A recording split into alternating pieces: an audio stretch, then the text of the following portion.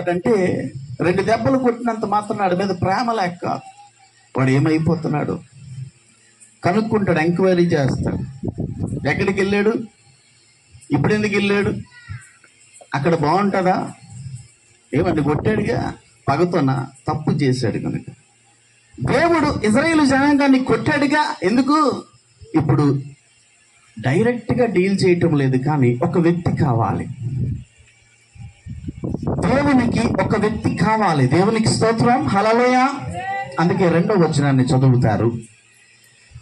ఆ కాలమున దాను వంశస్థుడును జొరియా పట్టణస్థుడునైన మనోహ అను ఒక మనుష్యుడుండెను. దేవునికి స్తోత్రం. చదవండి, ఎవరైనా చదివితే. అతని భార్య కానుపుల్లక ఆ కాలమున, ఏ కాలమున, పక్కవారికి చెప్పండి, వాక్యం జాగ్రత్తగా వినాలి. మీరు వాక్యాన్ని తీసుకుని వెళ్ళాలి ఇక్కడి నుంచి. పక్కవారికి చెప్పండి, వాక్యాన్ని తీసుకుని వెళ్ళాలి, ఈ సందేశాన్ని తీసుకుని వెళ్ళాలి, నీ పిల్లలకి చెప్పాలి, నీ మనవలకి చెప్పాలి. ఆ కాలం అంటే ఏ కాలం? 40 సంవత్సరాలు బానిసత్వ కాలమున ఏం జరిగిందంట? దాను వంశస్థుడు జొరియా అనేటువంటి పట్టణస్థుడు ఇజ్రాయేలులో ఉన్నాడు. అతడి పేరు మనోహ. అతని గురించి చాలా ప్రణాళిక దేవునికి ఉంది. ఈజ్ అ రైటస్నెస్ మ్యాన్, అంటే ఎవడు నీతిమంతుడు. హల్లెలూయా. అతని భార్య ఎలా ఉందంట? గొడ్రాలు. ఇక్కడ ఇంగ్లీష్ లో చెప్తాడు, now there was a certain man of Zorah of the family of Danites and his name was Manoah and his wife had never given birth to a child అనే మాట ఉంది. మనకి ఆంగ్లం మీకు అర్థం అవుతుంది, ఎందుకంటే సెంటినరీ బాప్టిస్ట్ సంఘానికి వెళ్తారని నాకు వినికిడయింది. దేవునికి స్తోత్రం. నేను చెప్తున్న మాట, ఆ కాలమున ఇజ్రాయేల్లో చాలా మంది ఉన్నారు, బట్ మనోహ వైపు దేవుని యొక్క దృష్టి వెళ్ళింది. మనోహ వైపు వెళ్ళిన తర్వాత వారి భార్య యొక్క పరిస్థితిని దేవుడు చూశాడు. ఆ భార్యకు ఏమి లేదంట, పిల్లలు కనలేదంట. డాక్టర్లు చెప్పారు, ఇక నీకు పిల్లలు కనే అవకాశము లేదు. ఆమెకు ఇవ్వబడిన నామం ఏమిటో తెలుసా? గొడ్రాలు. దేవునికి స్తోత్రం. ఇప్పుడు పెళ్ళైన తర్వాత, అయ్యగారు మాకు పిల్లలు లేరండి. ఎన్ని సంవత్సరాలు అయింది? 3 సంవత్సరాలు అయింది. ఇప్పుడు ఏంటి దీన్ని ఏమంటారు? హైటెక్ లోకం కదండి ఇప్పుడు. హల్లెలూయా, అవునా కదా? చాలా మంది అంటారు పెళ్ళైన తర్వాత మనం సెటిల్ అవ్వాలి, కారు కొనాలి, ఫ్లాట్ కొనాలి, బాత్రూమ్ కట్టాలి, టాయిలెట్లు కట్టాలి, ఆ తర్వాత మళ్ళీ సులభ్ కాంప్లెక్స్ పెట్టాలి అందరికి బాత్రూమ్ వెళ్ళడానికి. అవన్నీ అయిన తర్వాత మనం ఏం చేసుకోవాలి? పిల్లల్ని కంతా 5 సంవత్సరాలు పడుతుంది, 6 సంవత్సరాలు, 10 సంవత్సరాలు ప్లానింగ్. అంతకంటే ముందు ఏం చేయాలంటే నువ్వు నెక్కర్ వేసుకోవాలి, నేను చెడ్డీ వేసుకోవాలి, ఇద్దరం కలిసి వెళ్ళి శ్రేష్టంగా అక్కడెక్కడ ఎంజాయ్ చేయాలి. ఆ కాశ్మీర్ వెళ్ళాలి, కన్యాకుమారికి వెళ్ళాలి, గోవాకి వెళ్ళాలి, బీచ్లు వెళ్ళాలి, దొరలాలి. అవన్నీ చేసిన తర్వాత అప్పుడు పిల్లల గురించి ఆలోచిద్దాము అంటారు. కానీ ఇరుగు పొరుగు వాళ్ళు ఏమనుకుంటారు? ఏంటి పెళ్ళి 5 సంవత్సరాలు పిల్లలు లేరా నీకు? మీ ఆయన ఏం చేస్తున్నాడు? ఏమంటే అంతే కదా ప్రశ్న. స్త్రీలో ప్రాబ్లం ఉన్నా పురుషుడికే మాట, పురుషుడిలో ప్రాబ్లం ఉన్నా పురుషుడికే మాట. 5 సంవత్సరాలు అయిపోయింది, ఏంటిది పిల్లలు లేపడం ఏంటి? ఇదిగో మా దగ్గర ఒక ఆయన సెట్టు మంది చెప్తాడు, అర్థం ఏంటి? ఏమండే సెట్టు మంది చెప్తాడు, నువ్వు సెట్టు మంది అంటే వేసినావు అనుకో, పుచ్చుకుని పుట్టేస్తారు అంతే. అవునా కదా?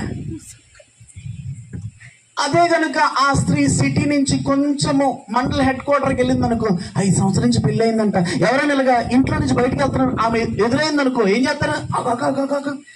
పిల్లలు ఏందో గుడ్డిపోతాయి, అది ఎదురైతే ఏం చేస్తున్నావు? ఎలాగో శుభం అవ్వదు.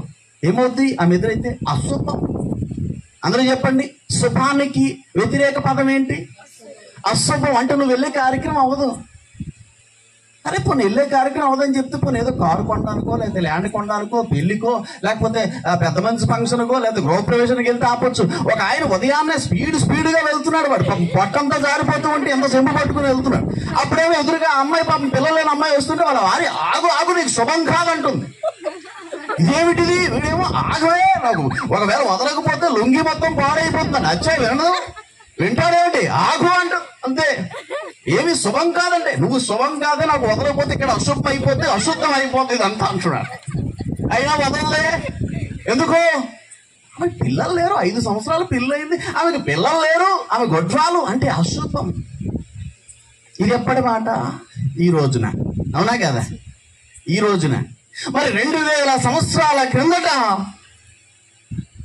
దాదాపు క్రీస్తు పూర్వం 800 సంవత్సరాల క్రిందట, అంటే 2000 + 800, దాదాపు 2800 సంవత్సరాల క్రిందట రాయబడిన ఈ మాట. అంటే అప్పటి కాలంలో ఎలా ఉంటుంది ట్రెడిషన్, సాంప్రదాయం ఇంకా భయంకరమా లేదా? ఇప్పుడైతే సెల్ ఫోన్ ఉంది, అవునా కదా?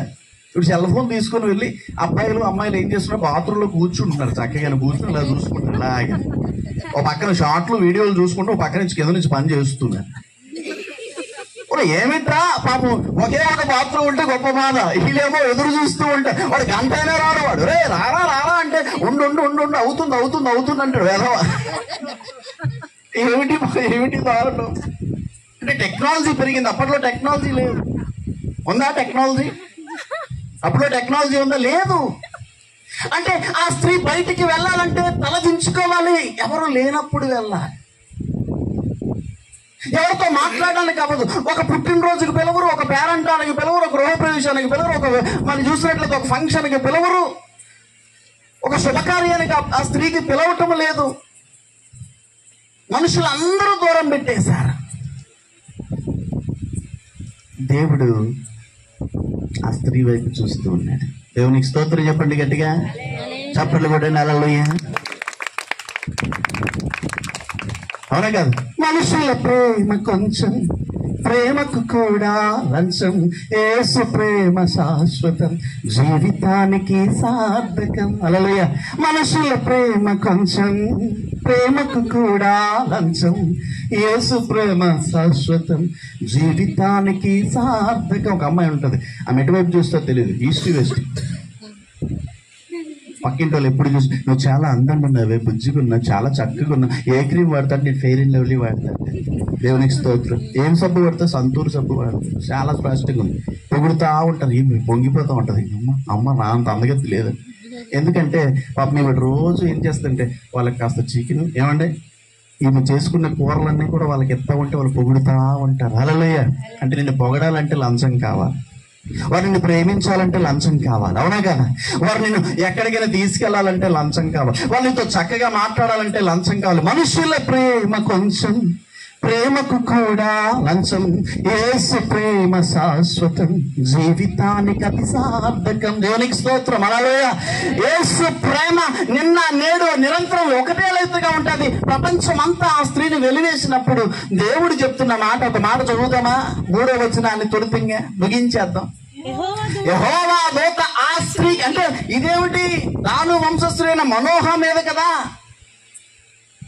మనోహతో మాట్లాడాల. చదవండి. యెహోవా దూత ఆ స్త్రీకి, వాట్ ఏ వండర్ఫుల్ విజన్ అండి. దేవునికి స్తోత్రం చెప్పండి. హల్లెలూయా.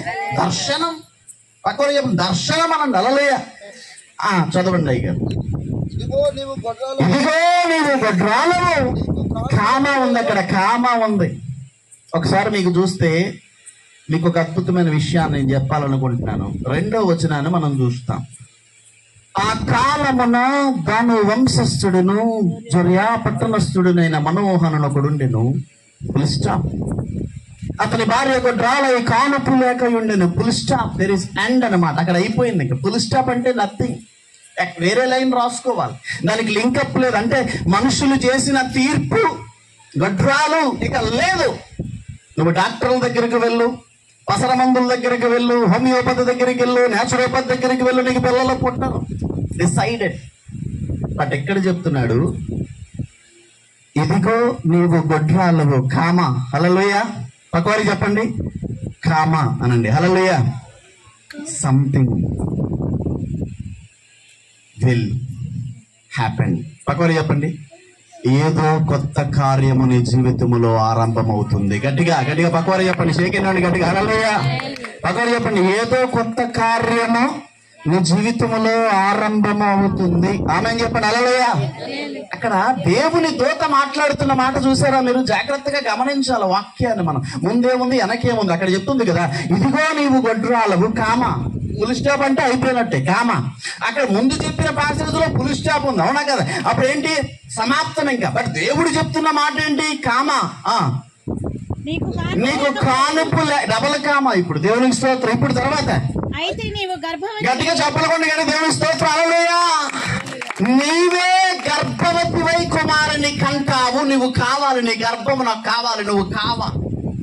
అయితే ఈరోజు రాత్రి దేవుడు మీతో మాట్లాడుతున్నాను. నేను ఏం మాట్లాడాలి ప్రభా? నేను పెద్దగా నేను ప్రిపేర్ అవ్వడం నాకు ఇష్టం ఉండదు ఎక్కువగా. నేనేం మాట్లాడాలి? అక్కడికి వెళ్ళి నేను మాట్లాడతానని చెప్పాడు ప్రభు. అనుభవ జ్ఞానాలు కలిగిన దైవజనులు పెద్ద పెద్ద వారు ఉన్నారు ఇక్కడ. నాకంటే అనేక సంవత్సరాలు సీనియర్స్ చర్చికి వెళ్తున్న పెద్దవారు ఉన్నారు ఇక్కడ, ఆంటీసు గట్రా. అవునా కాదండి? ఇక్కడ ఏమంటున్నాడు? ఏ ప్రజలైతే ఆమె గొడ్డిది అని చెప్పారో, చెప్పండి పక్కవారికి, ఏ ప్రజలైతే ఆమె గొడ్డిది అని చెప్పారో, ఏ ప్రజలైతే ఆమె ఎదురొస్తే అపశకునం అనుకున్నారో, ఏ బంధువులైతే ఆమెను ఏ పేరంటానికి పిలవటం లేదో, అదే స్త్రీ దేవునికి కావాలి. నీవే దేవునికి కావాలి. వెలువేయబడిన నీవు దేవునికి స్తోత్రం. హల్లెలూయా. నీ స్థితిగతులు ఎలా ఉన్నా అనవసరం. ఆయనకి నీ మీద ఒక ప్రత్యేకమైన ప్రణాళిక ఉంది. ఈ రాత్రి కనుక ఇక్కడ నువ్వు కూర్చున్నావు కోటములో. చెప్తున్నాడు, ఒక కండిషన్ పెట్టాడు. నువ్వు గర్భవతితో కుమారుని కంటావు, కానీ ఒక కండిషన్ ఉంది. 4వ వచనం. కాబట్టి నువ్వు జాగ్రత్తగా ఉండి. అంటే ఏం జాగ్రత్త లేదేమిటి? ఈ స్త్రీకి జాగ్రత్త లేదా? నిజంగానే జాగ్రత్త లేదు. ద్రాక్షారసమునే గాని మద్యమునే గాని నీవు త్రాగకుండు. అపవిత్రమైన దేనినైనా నువ్వు తినకుండుము. హల్లెలూయా. ఇక్కడ ఒక అందుకని షరతు పెట్టాడు. నౌ దెన్ ఇప్పటి నుంచి అన్నాడు. ఏమన్నాడు? నౌ దెన్ ఇప్పటి నుంచి take care to have no wine or strong drink అన్నాడు. వైన్ అనేది కాకుండా ఇక్కడ స్ట్రాంగ్ డ్రింక్ అని ఉంది. And to take no unclean thing for food అన్నాడు. అంటే అపవిత్రమైనది అని దేవునితో ఎందుకు చెప్పాలి? అంటే ఎందుకు చెప్పుంటారు దేవుని దూత? 4వ వచనం ప్రకారం నీవు జాగ్రత్తగా ఉండాలి. ఆమేన్. హల్లెలూయా.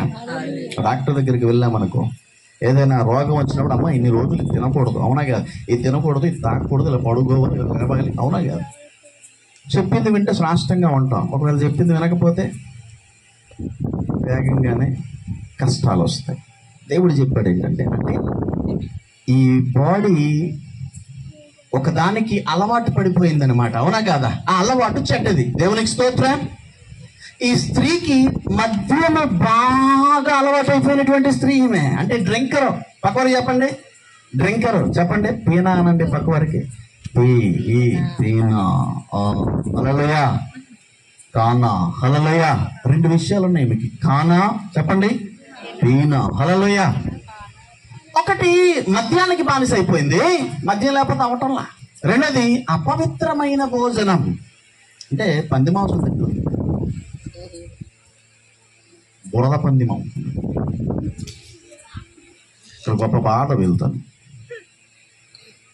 కొంతమంది టెంప్ట్ అయిపోతారు. పంది ముందు చూసి శ్రేష్టంగా అబ్బా బుజ్జిగా ఉందని చెప్పి ముద్దు పెట్టడానికి వెళ్తారు, కానీ జనాలు చూస్తారు దూరంగా వెళ్తారు.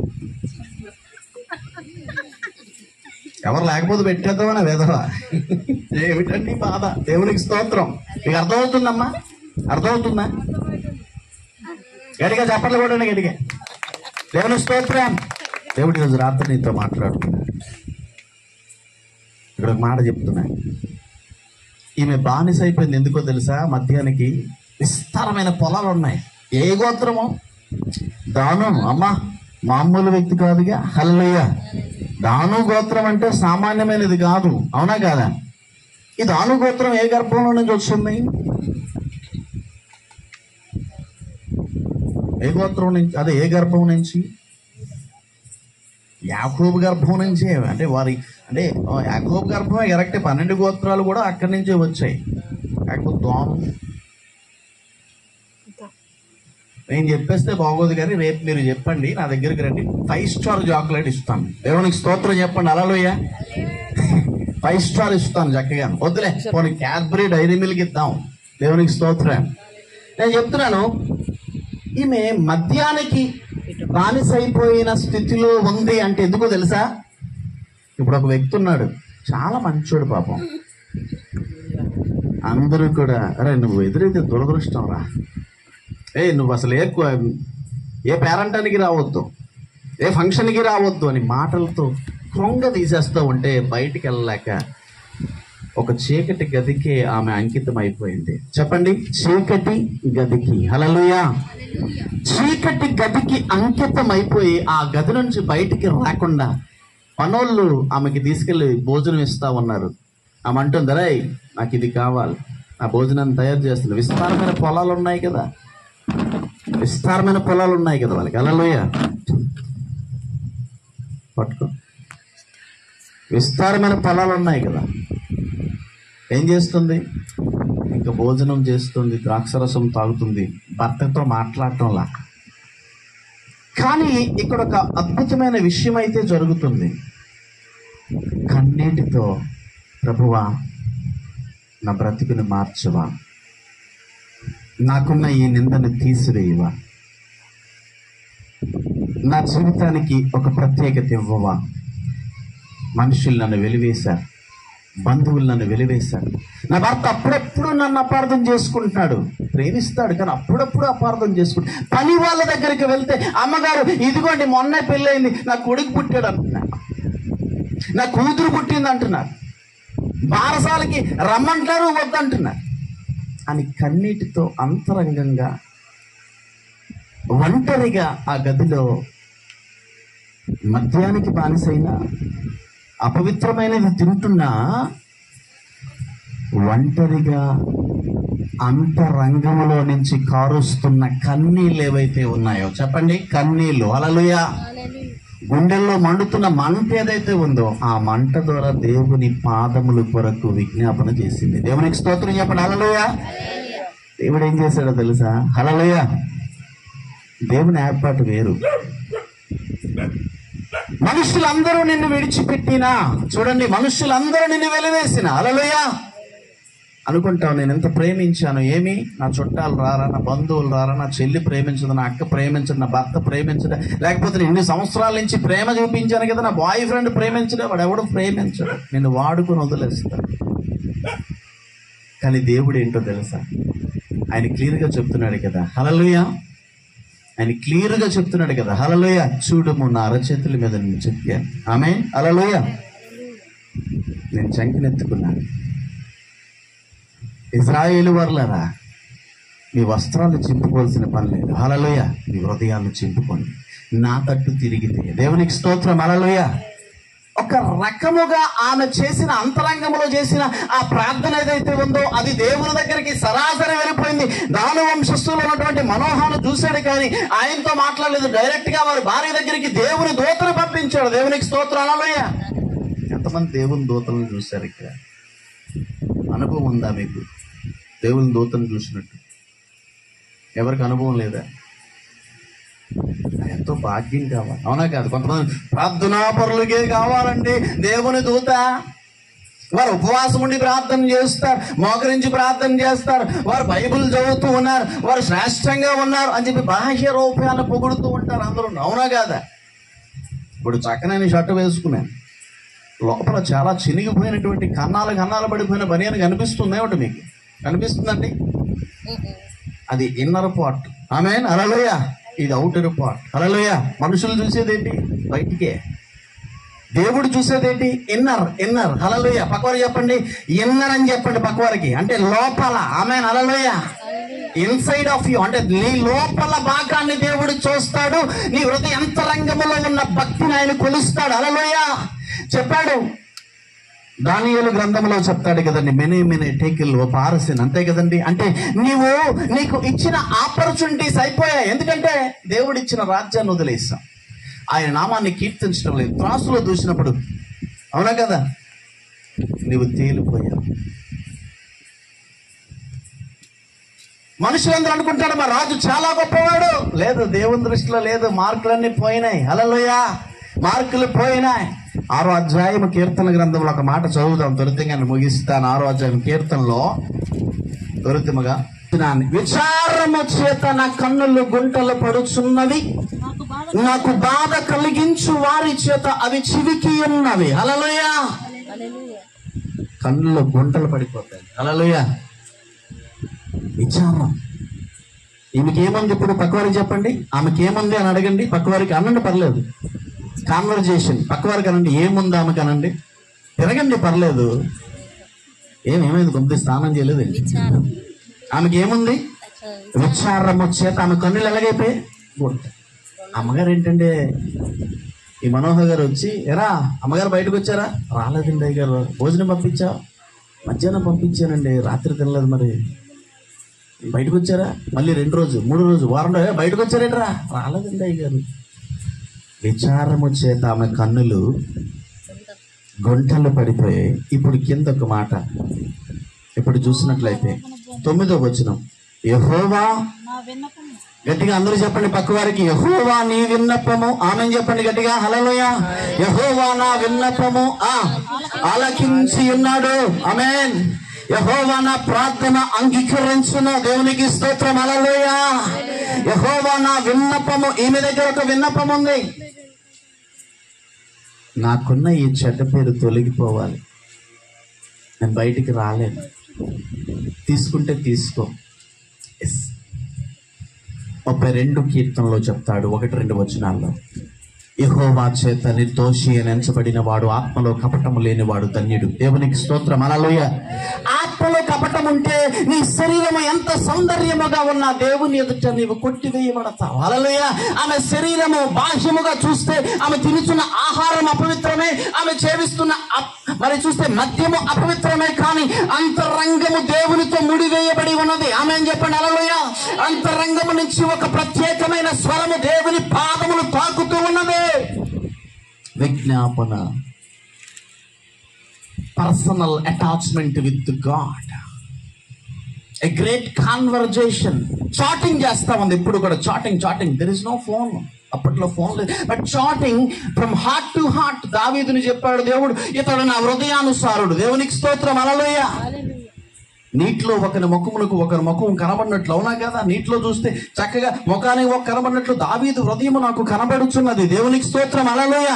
ఇప్పుడు దేవునికి ఈ యొక్క మనోహ భార్య యొక్క హృదయం క్లియర్గా కనబడతా ఉంది. ఆమె హృదయంలో నుంచి కాన్వర్జేషన్ చేస్తుంది.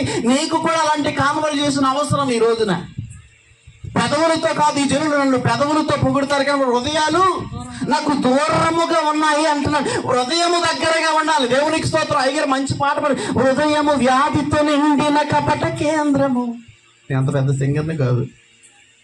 దానిని గ్రహించుట ఎవరి సాధ్యము? అవునా?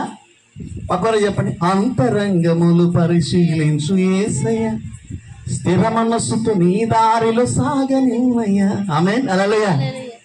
అంతరంగములు పరిశీలించే యేసయ్య ఏం చేశారంటే, దేవుని దూత రెడీగా ఉంది. ఏంటి ప్రభువా, మనోహరికి కదా పోమంటున్నా? నో. అతని భార్య దగ్గరికి వెళ్ళాలి. దేవునికి స్తోత్రం. నేను ముగిస్తాను. బాగా చెప్పాలంటే చాలా సమయం పడుతుంది, ఇంకా ఎక్స్ప్లెయిన్ చేసుకుంటూ వెళ్ళాలి. 2 మాటలు చెప్పి ముగించేస్తాను, సమయం అయిపోతుంది కనుక. పక్కవారికి చెప్పండి, హృదయంలో నుంచి యేసయ్యతో మాట్లాడితే. హల్లెలూయా. కళ్ళ నుంచి కన్నీరు గారిపోతూ ఉంటుంది, హృదయం నుంచి మంట దేవుని దగ్గరికి వెళ్తూ ఉంటుంది. హల్లెలూయా. నువ్వు మోకరిస్తున్నావా, పడుకుంటున్నావా, కూర్చుంటున్నావా, నడుస్తూ ఉన్నావా? Stay away. పక్కన చెప్పండి, స్టే అవే. ప్రజలకి దూరంగా ఉండు. నువ్వు ప్రజల్లో ఉంటే ప్రార్థన చేయలేవు. ఏమండి అయ్యారు, చేయగలమండి? No, it's highly impossible. ఎందుకంటే వారిని చూస్తా. ప్రార్థన అనేది నేను చెప్తాను ఎప్పుడు కూడా పర్సనల్ థింగ్. అది ప్రార్థన అనేది అందుకే చెప్పడు, హృదయము ప్లస్ హృదయము. హల్లెలూయా. ఆత్మ ప్లస్ ఆత్మ. అందుకనే దేవుడు చెప్పాడు, నేను ఆత్మ కనుక నన్ను ఆరాధించేవారు ఆత్మతో సత్యముతో. అంటే దేవుడు ఆత్మ కనుక నీ ఆత్మ కూడా ఆయన్ని తాకాలంటే నీ ఆరాధన ఆత్మతో అట్రీతిగా. అంటే నీ శరీరం సంబంధం లేదు, మరిచిపోవాలి. మరిచిపోయింది మొత్తం ప్రపంచాన్ని, మరిచిపోయి ఆ కన్నీళ్ళు. అందుకని ప్రార్థన చేసేటప్పుడు ఎప్పుడైనా గుర్తుపెట్టుకోండి, హన్నా చేసిన ప్రార్థన గమనించారా? తెలుసుగా, ఆమె పెదవులు కనబడుతూ ఉంటే, కదులుతూ ఉంటే, ఏలి ఏం చేశాడంటే, మద్యం తాగేసి వచ్చావా అన్నాడు. అంటే మనుషులకు వినబడేది కాదు ప్రార్థన, పక్కవారికి చెప్పండి, మనుషులకి వినబడేది కాదు ప్రార్థన. ఎవరికి వినబడాలి? దేవునికి. పక్కవారికి చెప్పండి గట్టిగా. షేక్ హ్యాండ్ ఇవ్వండి వారికి, పర్వాలేదు. గట్టిగా డెటాల్ హ్యాండ్ వాష్ ఇస్తాను తర్వాత. హల్లెలూయా. షేక్ హ్యాండ్ ఇవ్వండి. అమ్మగారు, అయ్యగారు షేక్ హ్యాండ్ ఇవ్వండి. అమ్మగారు ప్రైజ్ లార్డ్. అమ్మగారు ప్రైజ్ లార్డ్. ఎవరికి వినబడాలి? ఎవరికి వినబడాలండి? హల్లెలూయా. దేవునికి. గట్టిగా హల్లెలూయా. చాలు, అవునా కదా? దేవునికి వినబడితే చాలునయ్యా, చాలునయ్యా, నీ కృప నాకు చాలునయ్యా. ఎందుకు? చీకటగల ఊబిలో పడి ఉండగా నా అడుగులు స్థిరపరచి నిలిపితివయ్యా. ఈ సోపుతో నన్ను కడుగుము యేసయ్యా. ఏమో కంటే ఎందుకు నేను చీకటగల ఊబిలో ఉన్నాను? అది దొంగ ఊబి. దుఃఖం ఏంటో తెలుసా? సాతానుగాడు ఇచ్చే దుఃఖం, కన్నీళ్లు, వేదన, భయంకరమైనటువంటి అవమానం సాతానుగాడు ఇచ్చి నేను తొక్కేస్తా ఉంటాడు. హల్లెలూయా. ఈమె చేసిన విషయం ఏంటంటే రైట్ గా ఎక్కడికి వెళ్ళలేదు కానీ గదిలోనికి వెళ్ళిపోయింది. అందుకని యేసు ప్రభు చెప్పాడు, నువ్వు ప్రార్థన చేయనప్పుడు నీ గదిలోనికి వెళ్ళి తలుపు వేసుకుని ప్రార్థన చేయమన్నాడు. దేవునికి స్తోత్రం చెప్పండి కదా. హల్లెలూయా. రహస్యమందు చూసే తండ్రికి నువ్వు ప్రార్థన చెయ్యమ్మా. హల్లెలూయా. రహస్యమందు చూసే తండ్రి నీకేమిస్తాడు? ఇప్పుడు ప్రతి ఫలము. ఆమె ప్రతి అంటే అర్థం ఏమిటో తెలుసా? నువ్వు ఇచ్చేటువంటి మాటలకు ఆయనకి రిప్లై ఇస్తాడు. ఆమె చెప్పండి. హల్లెలూయా. కూరగిన్నెడు చికెన్ ఇచ్చామనుకో పక్క వాళ్ళకి, ఆ మనసుతో చేపలు ఇస్తారు. నీకు ఇస్తారా? మన ఆంధ్ర వాళ్ళు చాలా ప్రేమ కలిగింది. ఇగో మా పాస్టమ్మ గారు చూసి బుర్ర పీక్కుంటున్నారు. ఏమిట్రా ఆయన, ఇదేమిటి మర్యాద అంటే చూసాం కానీ ఇదేం మర్యాద? ఏదో 6 ప్యాక్ లాగా ఉంటే మొత్తం 3 ఇంచులు కొట్ట బయటకు వచ్చేసింది. ఏదో భోజనాలు పెడితే ఎవరైనా మామూలు పెట్టలేదు. ఉదయాన్నే చికెన్ ఏమిటి, మధ్యాహ్నం మటన్ ఏమిటి, తర్వాత పావురాలు ఏమిటి, తర్వాత అదేమిటి, ఇదేమిటి నాయన. వాళ్ళు తెచ్చడానికి ఆయనకి అసలు అలుపు లేదు, సలుపు లేదు. ఎందుకంటే ఈ మధ్య బాడీ బిల్డింగ్ చేస్తున్నారు. ఆయన బాడీ బిల్డింగ్ చేసుకుని బరువులు మోస్తేస్తున్నారు. పర్వాలేదు. ఆవిడ చూడండి, ఆశ్రమ గారు ఏం బాడీ బిల్డింగ్ చేస్తుందో తెలియదు. ఆమె మిషనా లేకపోతే మనిషా తెలియదు. టకా పని రూపంలాగా చేస్తూనే ఉంటుంది.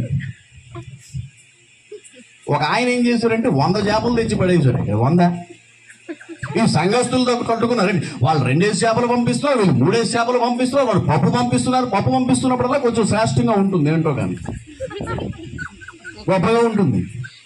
ఇంకొకరు గుడ్లు పంపిస్తున్నారు. ఒక పక్కనేమో ఏమిటి, ఒక పక్కన చేపల మీద చేపలు, ఇంకా దాదాపు కొన్ని చేపలు ఫ్రిడ్జ్ లో శ్రేష్టంగా తయారు చేయబెట్టి ఉంచబడ్డాయి. ఏం తినాలో అర్థం కావటం లేదు. ఇదేం మర్యాద? ఈమె బుర్ర పీక్కొని నా దగ్గరికి వచ్చి బుర్ర పీక్కుంటుంది. ఇదేం మర్యాద అంటే ఆంధ్ర మర్యాద ఇలాగే ఉంటుంది. ఏమండి, మర్యాదల కోసం ఎకరాలు అమ్ముకుంటారు. దేవునికి స్తోత్రం చెప్పండి. హల్లెలూయా. లేకపోయినా పర్వాలేదు, మర్యాద మాత్రం పోకూడదు. ఎలా ఉంది ఈమె? తింటూ బొగ్గులుగా పాప మా పాస్టమ్మ గారు తిని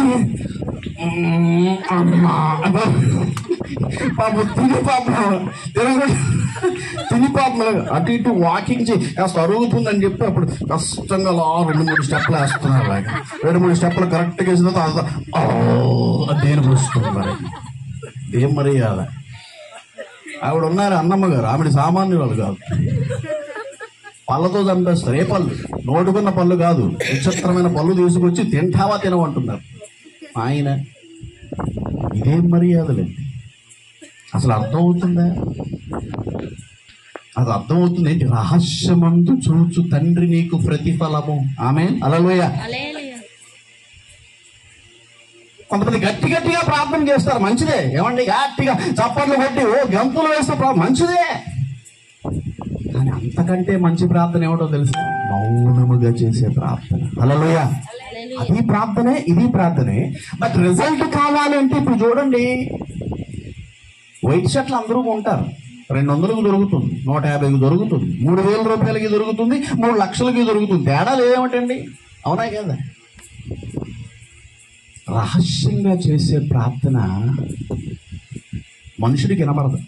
ఆమె పక్కన చెప్పండి, మనుషుడికి వినపడదు, దేవునికి వినపడతాడు. హల్లెలూయా. హల్లెలూయా. హల్లెలూయా. ఫలితాన్ని తెచ్చిపెట్టే ప్రార్థన. హల్లెలూయా. నీ వైపు దేవుడు చూచేటట్లు చేసే ప్రార్థన. హల్లెలూయా.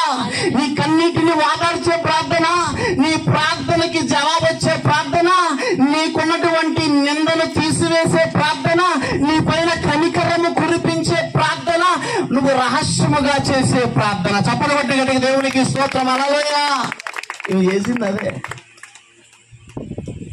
అందరూ అంటారు, మనలో కూడా కొన్నిసార్లు మన వంశం ఏంటి, నువ్వు చేస్తున్న పని ఏంటి, తాగడం ఏంటి, అసలు అపవిత్రమైన తినకూడదు, పనులకు చెప్పి తెప్పించుకుంటున్నాడు, ఇది కరెక్టేనా అని భర్త అన్నాడు. కానీ ఏమన్నాడు కదా, రాయల్ ఫ్యామిలీ కదా, భార్యల్ని కొట్టరు. రాయల్ ఫ్యామిలీస్ ఎప్పుడు భార్యల్ని కొట్టరు, తిట్టరు. అన్ని చోట్ల పక్కవారికి చెప్పండి, మద్యాన్ని చూడలా. హల్లెలూయా. అపవిత్రమైన మాంసాన్ని చూడలా. హల్లెలూయా. గుండెని చూసాడు. ఎవరిని? గుండె. పక్కవారికి చెప్పండి, గుండెని చూసి. అందుకే పాట, గుండె నిండా యేసు ఉంటే కన్నీళ్ళే ముత్యాలు. ఆమేన్. హల్లెలూయా. లోక ప్రేమ వెలివేసిన నువ్వే నా నేస్తం. హల్లెలూయా. అందరూ పడదాం. గుండె నిండా నీవే, నా గుండె నిండా నువ్వే. అందరూ పడదాం. గుండె నిండా నీవే, నా గుండె నిండా నువ్వే, గుండె నిండా నువ్వే, నా గుండె నిండా నువ్వే. దేవునికి స్తోత్రం. హల్లెలూయా. కన్నీళ్ళు ముత్యాలుగా మారిపోతాయి అంట. అలా ఒక మాట నేను చదువుతాను, ఇంకా ముగించేది. ఎందుకంటే అయ్యగారు చెప్పారుగా, కుర్రోడికి మైకు, పాస్టర్కి మైకు అని. నా మీద ఎంత ప్రేమ ఉందని చెప్పేసి నాకు తెలియదు. ఇందాక చేశాడు ఆ మనిషి. ఏం చేశాడంటే, పొట్ట పగిలిపోయి 2 ఉంటే బయటకు తీసుకెళ్ళి, ఏంటి 2, ఒకటి కాదు 2 కూల్ డ్రింకులు. అవి అంటే దాన్ని ఏమంటారు అయ్యారు, సుగంధి. అవి నేను తాగనంటే వాడు తాగానుగా. రెండోది కూడా ఒక్కసారి ఇలాగని చెప్పేసి నేను తాగుతుంటే ఆ మనిషి రెండోది కూడా బలవంతంగా, తాగపోతే మాత్రం నా మీద నీకు ప్రేమ లేదన్నాడు. అబ్బా, అలా చేస్తున్నాను. అలా చేస్తారు అయ్యారు ఎవరైనా చెప్పండి. ఏం ప్రేమ అండి నాయన. ఇంక అంటాడు, నాకంట కుర్చీ కాలు చేతులు కట్టేసంట నెయ్యితో కలిపినటువంటి పప్పన్నం తినుకుంటాడు. నాయన నీకు దేవునికి స్తోత్రం. హల్లెలూయా. ఈ ఆంధ్రాలో ఉన్న ప్రేమ ఎంత గొప్పది, అవునా కాదా? యేసుప్రభు ఇచ్చిన ప్రేమ. నేను హైదరాబాద్కి వెళ్ళాను కాబట్టి మనకి ఆ ప్రేమలు అవన్నీ తెలియక అప్పుడప్పుడు ఏం చేస్తారంటే, అందరినీ గుర్తు చేసుకొని బాత్రూంలోకి వెళ్ళి ఏడుస్తూ ఉంటాం. దేవుని స్తోత్రం. చూసారండి ఈ రోజున. అందుకనే చెప్పాడు, ఓకే నువ్వు మునుపు ఎలా ఉన్నావు నాకు అనవసరం. దేవునికి స్తోత్రం. ఈ రోజు నుంచి నేను ఎంపిక చేయబడిన దానిలో నువ్వు ఉన్నావు. హల్లెలూయా. ఇక్కడ చూడండి, ముగించేద్దామండి. న్యాయాధిపతుల 13వ అధ్యాయంలో ఒక మాట ఉన్నది, చూడండి ఒకసారి. 5వ వచనం, నీవు గర్భవతివై కుమారుని కందువు, అతని తల మీదకి మంగళ కత్తి వేయకూడదు. ఆ బిడ్డ గర్భం మీద పుట్టినది మొదలుకొని దేవునికి నాజీరు చేయబడిన వాడే ఫిలిష్తీయుల చేతుల నుండి ఇశ్రాయేలును విడిపింప రక్షింప మొదలు పెట్టానని ఆమెతో. దేవునికి స్తోత్రం. నీ గర్భములో ఉండే శిశువు మామూలు శిశువు కాదు. గట్టిగా చెప్పండి, గట్టిగా. హల్లెలూయా. అందరూ అంటారు, అయ్యా ఈరోజు చాలా మంది ఐవీఎఫ్ సెంటర్లు వచ్చేసినాయి. దేవుడిచ్చేది గొప్పదా, మనుష్యుడు తయారు చేసేది గొప్పదా? అందరూ చెప్పండి పక్కవారు. దేవుడిచ్చేది గొప్పది కదా. ఇన్ని రోజులు గుడ్రోలు అంటే ఆమెను ఇప్పుడు ఏం చేశారు? ఇజ్రాయేల్ ఎన్ని సంవత్సరాలు బానిసత్వంలో ఉన్నారు? ఎవరి చేతిలో? ఫిలిష్తీయుల చేతిలో, అవునా కాదా? ఇప్పుడు వాళ్ళని రక్షించాలంటే ఏం చేస్తున్నాడు దేవుడు ఎంటర్ అవ్వట్లా. దేవుని దూతను పంపించి ఏం చేస్తాడు? నీ గర్భములో పుట్టే ఒక కుమారుడు వస్తాడు, అతని తల మీదకి ఏమేయకూడదు, మంగళగత్తి. చచ్చిపోయేంత వరకు నువ్వు జుట్టు కట్ చేయడానికి వీలేదు. ఎందుకో తెలుసా? అతడు దేవునికి నాజీరు అనగా అర్థమేంటో తెలుసా? వ్రతము అంటే దేవునితో వ్రతము చేయబడిన వాడు. ఆమేన్. హల్లెలూయా. దేవుని అంటే ఇక్కడ ఒక లాజిక్ ఉంది. దేవునికి వ్రతము చేయటం ద్వారా వచ్చిన వాడు. చెప్పడం దేవునికి స్తోత్రం. హల్లెలూయా. ఎవరు వ్రతం చేశారు? తాగిన ఆమె. ఎవరు వ్రతం చేశారు? అపవిత్రమైన తినుచున్నాను. అలాగని మీరు తినమని చెప్పడం లేదు. ఇప్పుడు చెప్తున్నా, అలాంటి వాడు నీ గర్భం నుంచి బయటకు వస్తున్నాడు కనుక ఇక్కడి నుంచి నువ్వేం చేయాలి? మందు మానే. హల్లెలూయా. అపవిత్రమైనది తినడం మానే. హల్లెలూయా. ప్రత్యేకింపబడ్డావు. ఆమేన్. హల్లెలూయా. ద్రాక్ష రసములు, ద్రాక్ష వల్లిలో పుట్టిన వేలు కూడా టచ్ చేయొద్దు. హల్లెలూయా. పక్కన చెప్పండి, నేను ప్రత్యేకింపబడ్డాను. ఆమేన్ చెప్పండి గట్టిగా. హల్లెలూయా. మనం ఎవరు ద్రాక్షరసం తాగవాలండి, వెదవ తాగుతామేమిటి? తాగుతామా? అపవిత్రమైన తింటామా? నీవు ఎన్నిక చేయబడ్డావు ఈ రోజు నుంచి. అందరూ చెప్పండి, పక్కవారికి తిరగండి, ఇలా బుర్రలో చెప్పండి, నీవు ఎన్నిక చేయబడ్డావు. హల్లెలూయా. గనుక అపవిత్రమైనది వద్దు. పక్కన చెప్పండి, వద్దమ్మా. పక్కన చెప్పండి, అమ్మా అప్పలమ్మా వద్దు. అచ్చా వద్దు వద్దమ్మా, వద్దురా. అవునా కాదా? ఎందుకు తెలుసా? త్రాగుబోతులకు మిగిలేది ఏంటంట? చింపి బొట్టలు ధరించుటకు కారణము. చూస్తున్నాను చాలా మంది, చాలా ప్రాంతాలు ఏం చేస్తున్నారు, మంచినీళ్ళు తాగుడు, కిడ్నీలు బాగుపడతాయంటే వాడు తాగడు, బాటిల్ మీద బాటిల్ పట్టుకుంటాడు, క్వార్టర్ల మీద క్వార్టర్లు పట్టుకుని తాగేసి ఏం చేస్తున్నాడు అంటే చెడ్డీ లేకుండా పడిపోతుండే, ఎక్కడ పడితే అక్కడ దౌర్భాగ్యం, బట్టలు లేకుండా పడిపోతున్నాడు. వామిటింగ్, ఇదేంటిది వామిటింగ్ చేసుకోవడం, తాగానే ఉంటాయి. ఇంట్లో ఆకలి, వీడి కడుపులో మాత్రం మద్యం ఆగటం లేదు. ఆరోగ్యం పాడైపోతుంది, ఆయుష్ తక్కువైపోతుంది, పరువు పోతుంది, అనారోగ్యాలు వచ్చేస్తాయి, ఇంట్లో డబ్బులు ఉండవు. ద్రాక్షారసం అంట చింపి గుడ్డలు ధరించుటకు కారణము, మద్యము అల్లరి పుట్టించును, దాని వశమైన వారందరూ కూడా ప్రేతల గుంపులో ఉన్నారు అని చెప్తుందిగా వాక్యం. దేవునికి స్తోత్రం. అందుకని చెప్పాడు, మద్యముతో మత్తులై ఉండకుడి. ఎందుకు ఇశ్రాయేలు జనాంగానికి కూడా ఒక మాట నేను చెప్పి ముగించేస్తాను. మద్యముతో వీళ్ళు ఎందుకు మద్యము తాగుతారంటే, వారు అకేషనల్లీ చెప్పండి, అకేషనల్లీ అంటే తెలుగులో ఏమంటారండి?